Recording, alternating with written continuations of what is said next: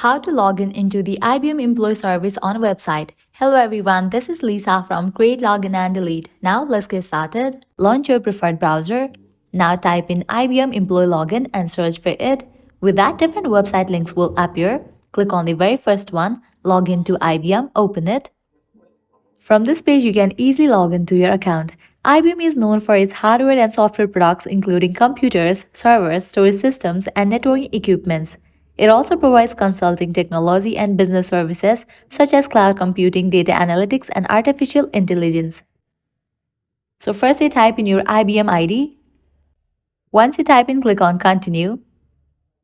Now type in your password. In the case you have forgotten the password, you can click on this option to recover it. Once you fill this, click on the option of login, and with that you will be logged into your account. So this way you can easily log in into the IBM Employee Service website. At the end, if you guys find this video helpful, don't forget to like, share and subscribe to our channel. Thank you.